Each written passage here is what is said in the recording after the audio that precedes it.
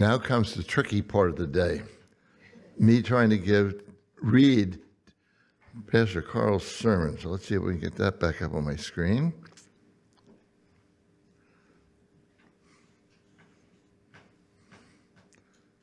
Now this gets very tricky to read somebody else's sermon. In the first place, much of it is personal stories of Carl's, so it's said in the first person with the word I. Some places I'll try to be really clever and change that so it sounds right, but a lot of the places I can't do that. So anyway, obviously Carl's sermon today deals with the story on the road to Emmaus. This morning our lesson is one of the most beloved stories of the gospel. Two of the disciples, one whose name we find out as Cleopas, and the other who is unnamed, are on the very same Sunday evening that Jesus rose from the dead, making the 7-mile journey from Jerusalem to Emmaus. The two disciples are deep in conversation with one another about the events of the weekend. Our text tells us that they were discussing things, and in the Greek, the word is sueto. Now, of course, Carl had to put Greek in there for me, and this doesn't happen but several times, which means to be engaged in a deep but serious debate. This was not a casual conversation that they were having. As they were engrossed in this discussion, Jesus came, walked with them, but our text tells us they were kept from recognizing Jesus. Jesus said to them, as Carl would say, "What's up, guys?" Carl's translation, very modern. Our story tells us that they stopped walking and their faces were downcast. They were sad. Cleopas said to Jesus, "Seriously? Are you the only person in Jerusalem who doesn't know what has happened this weekend?" And then Jesus said, "What things?" And so the two disciples told this stranger who was walking with them the whole story of the prophet and man of God who had been betrayed, arrested, and crucified. And they said that we hoped that he was the one who was going to redeem Israel. The two disciples continued the story, telling about the women finding the empty tomb and telling the disciples that an angel had appeared to them, telling them that Jesus was alive. But the two disciples said that no one had actually seen Jesus alive. Jesus' response to them seems a little harsh if we really read it the way it is in the scripture, telling them that they were a bit foolish. But the word he used in the Greek doesn't mean stupid. Rather, it describes a lapse in reasoning, a slowness to comprehend, something that should have been apparent in this case. The disciples not understanding the words of the prophets at all, who spoke of how the Messiah would have to suffer. Then during the 3.5-hour walk to Emmaus, Jesus opened the scriptures to them, explaining how the entirety of the Old Testament, the law and all the prophets, really speaks of Jesus and God's plan to save humanity. As the group reached Emmaus, Jesus was going to continue walking, but the two disciples insisted that Jesus stay with them for the night. It was getting late, and travel then became hazardous after dark. And those who are familiar with the practice of ancient hospitality know that to invite a stranger to stay with you in such circumstances is darn near obligatory. And so, invite him to stay they did. And as they sat down to eat, Jesus broke bread. The disciples were finally permitted to recognize him. And as they recognized him, he vanished, just like that. Upon realizing that they had just encountered the risen Lord, the disciples spoke about how their hearts had burned within them as Jesus opened the scriptures to them. And then, in spite of the late hour, the disciples ran quickly and returned to the road and hurried back to Jerusalem as quick as they could. As they arrived there, they met the 11 apostles and the other disciples who were with them, and they told that the women's stories were true, that Jesus was indeed alive, and he had spoken to Peter. And then the two disciples related their story about meeting Jesus on the road to Emmaus. Carl would say, I would like for us to take a moment or two to reflect on the mindset of these two disciples as they began their initial journey leaving Jerusalem for Emmaus. They had been hoping that Jesus was the one who was going to redeem Israel. They had placed their trust in a man who they believed was going to restore Israel to a place of leadership among the nations so that Israel could honor the one true God by leading the rest of the world into worshiping him, just as Israel did. But so it seemed that just like the prophets of old, Jesus now lay dead in a tomb, and the hopes of the disciples were definitely shattered. Carl says, I'm sure that their deep conversation on the road to Emmaus centered around on the disciples trying to make some sense of the fact that this Jesus, who had shown such powerful evidence of his divinity, both in what he said and what he did, proved not to be the one who they thought he was at all. Carl says, I think it's safe to say that on their journey was taken with the two disciples deep in despair, sorrow, and sadness. Carl says, when I was a child, I was possibly the biggest spendthrift on the planet. Now, this is hard for me to read, this next sentence. He'd have to be here. I'm sure he'd really do much better than me. But anyway, he says he was a spendthrift. Unlike my sister, who would save her allowance for weeks or even months so she could buy something that she really wanted. Not me. I couldn't run to the 5 and dime fast enough to spend my mere 75 cents allowance on some little piece of junk that I would play with for a few days before it broke or before it was forgotten by me. One year on my birthday, however, I believe it was on my 7th, my mom and dad gave me some money for my birthday, but then they wouldn't let me go to the 5 and dime to spend it. And I was really angry and upset with them. I mean, it was my money, right? This is so much easier for me to read than Carl. This is a great story. Why couldn't I get to spend it?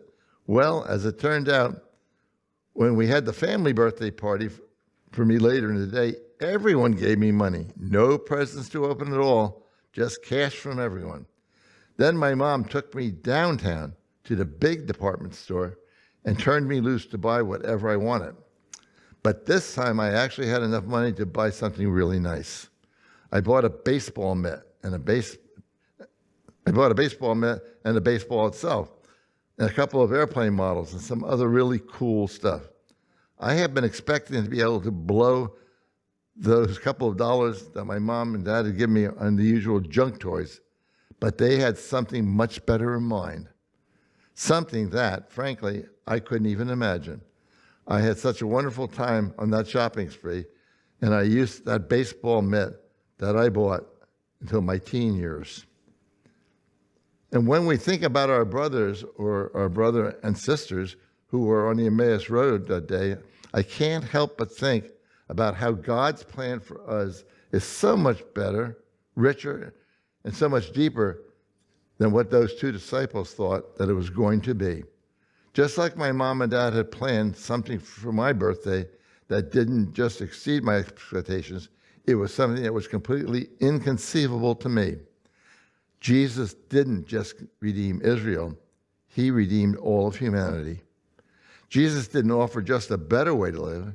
He conquered sin and death and offered us a completely new life. Jesus didn't just offer us a way of living that honored God. He offered us a way of living that honored God and also honored all of those who have been made in God's image. Paul tells us in Corinthians 1, chapter 2, that no human mind has conceived what God has prepared for those who love him. Those disciples on the Emmaus Road, they were thinking too small. And oftentimes we are thinking too small. Any guess that we make about what God is preparing for us, no matter how elaborate or how extravagant that guess on our part may be, is going to be pale in comparison with what God is actually going to do for us. It is God's plan, that God's desire, and that we all will delight in him and that we will all live in joyful communion with him and with all other believers for all of eternity. We can't even begin to imagine what that's going to be like. No truer words have ever been written by Carl. but I think it's safe to assume that it's going to be pretty awesome. As we consider today's story and what it might mean to us, the first thing I would like to point out is the fact that while we don't know the exact location of Emmaus, the consensus is that it's west of Jerusalem, and that is where two disciples are headed. And yet, the women who had been told by the angel that the disciples were going north to Galilee, where Jesus would meet them.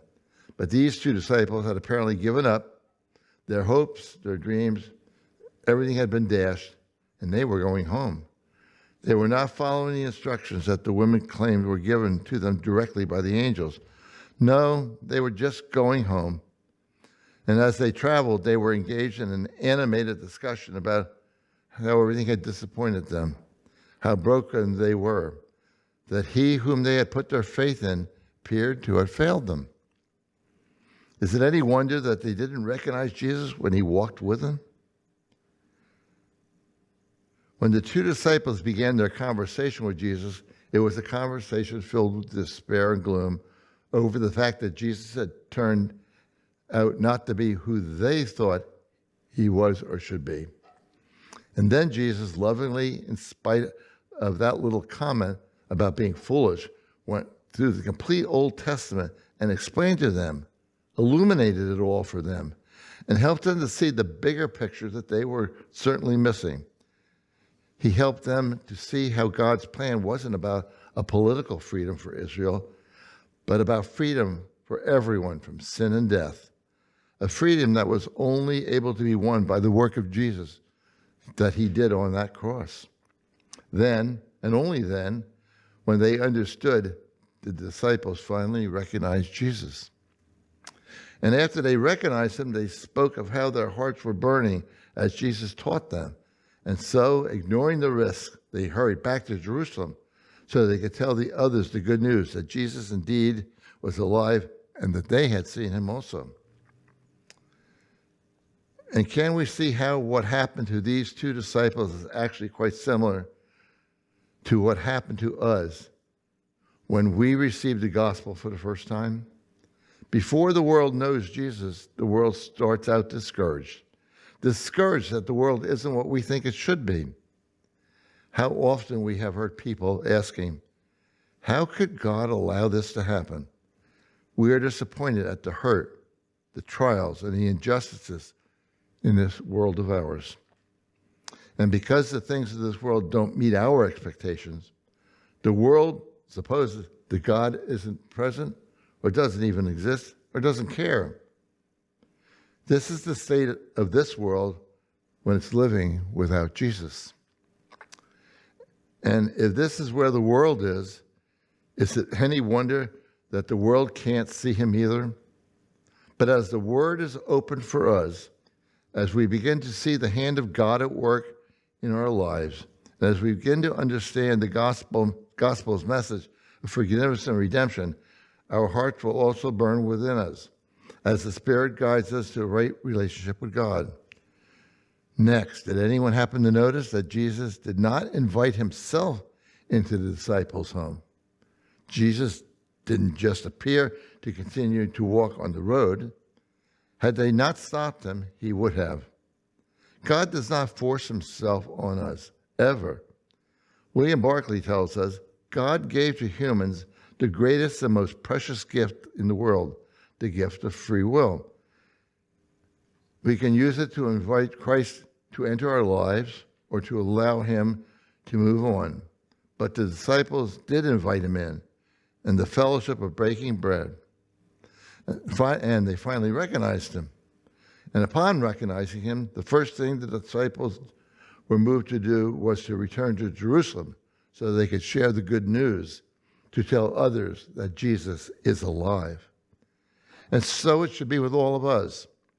As we begin to understand the magnitude of what God has done for us in Jesus, as we begin to understand the scope of God's plan to save humanity, how his plan is so much bigger and so much more inclusive than we could possibly have imagined, as we begin to understand the depth of the love that God has for all his beloved children, a love so great that he was willing to go to the cross for us. How can we not be filled with desire to share the good news with the others that Jesus is alive? And how can we not invite our friends, our family, our coworkers, our acquaintances into the fellowship of God's eternal blessed community? The story of the Emmaus Road is a beautiful story of salvation. It's the story of two people who were lost in despair and sadness, who through the word of God came to understand that God's story actually is their story also, that Israel's redemption is their redemption, and that Christ's sacrifice was made just for them and just for all of us.